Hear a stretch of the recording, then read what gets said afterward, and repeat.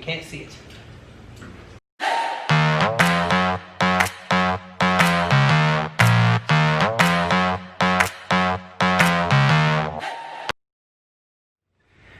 Hey everybody, so this is where we stand with the Yamaha Striker right now. Got the solo seat and the fender rack on there. However, even with the seat that's a little bit smaller, I am a smidge too short. Now, not that this is killer when you're riding the bike, but I can't flat foot to back it up. I'm like tippy-toeing it, which is not the way I want to do this. So, we've got a couple of items to help us here. It's the PCS Pacific Coast Star Yamaha Striker Slam Kit. I should be able to bring it down about 1 inch or 2 1/4 inches, and we've got a progressive spring going on to help with those bumps when we have it really low.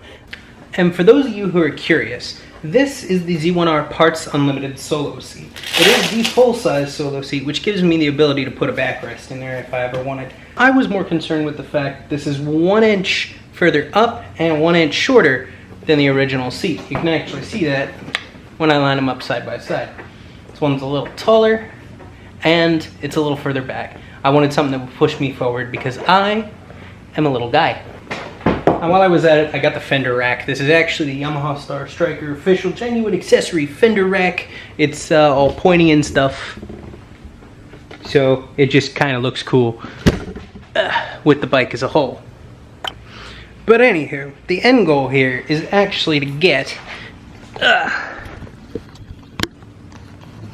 all up in there to that spring. And the dog bones that are attached to it down there, you can see one right about there, and the other's right there. So I need to get down in there, which requires removing a lot of stuff up here to be able to get that out. So anyway, let's get started.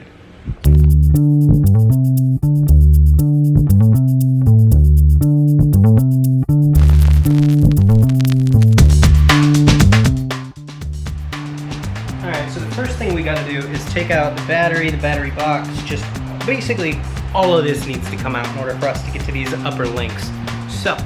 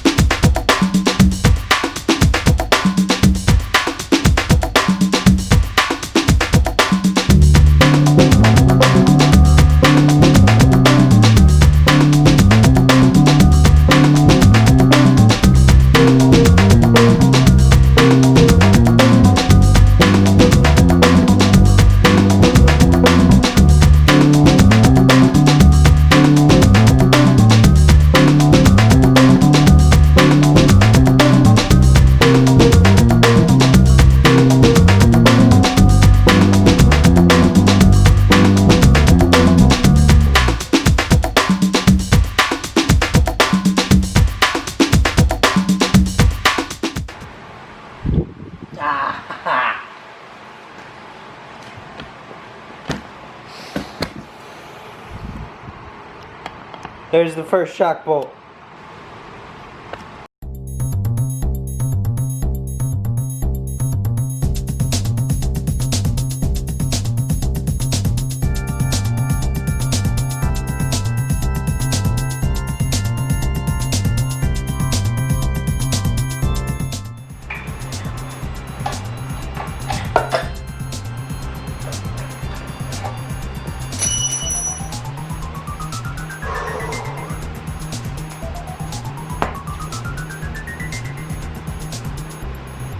Shock bolt.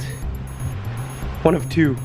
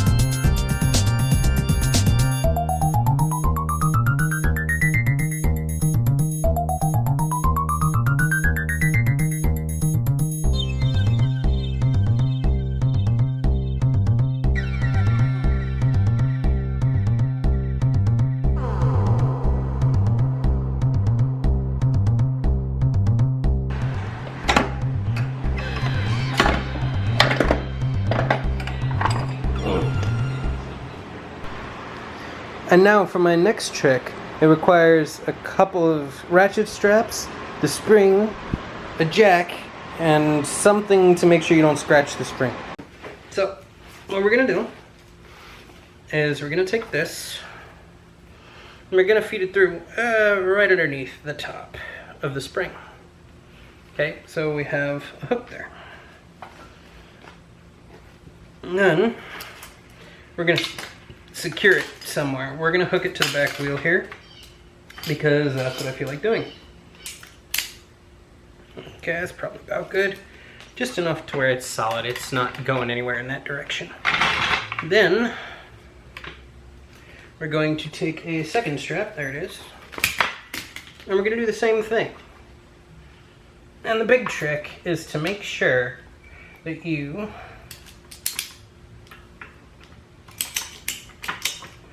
only have to control it in two directions. Right, that's what we're really looking for. So now what I should be able to do, well, first I need to make this jack be a jack, right? Step one, make your jack a jack. And then we should be able to just control it this way, right? Forward and back.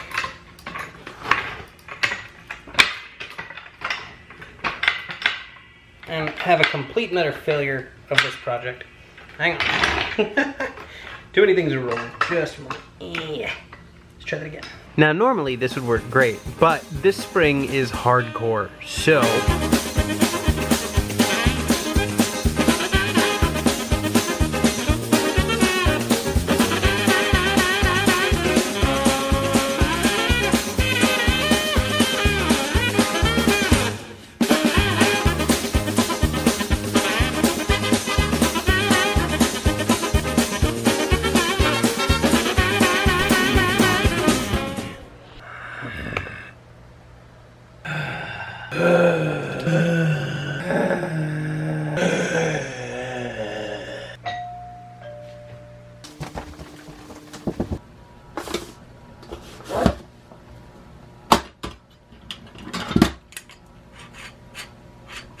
all right, let's try this one more time.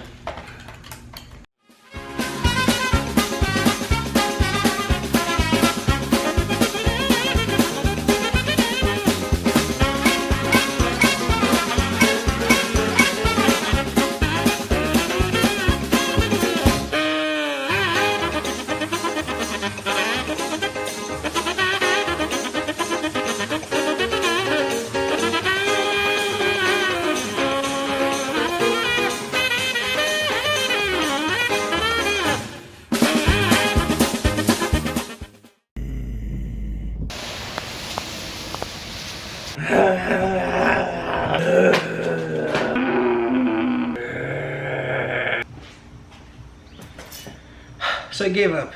I had a shop do it. New spring. So now we're just basically gonna put the bike back together real quick.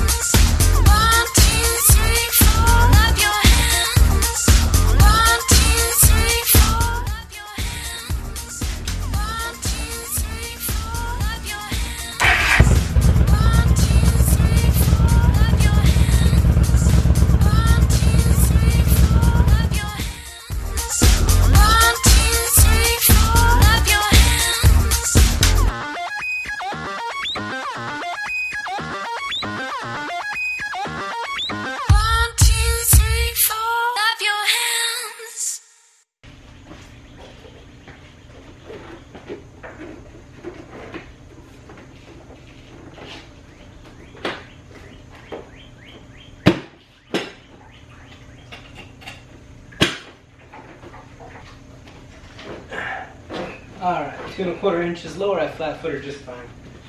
So I think we're good at this point. I'm gonna go ahead and clean up the garage. But yeah, what do you think? Look better back there? You tell me.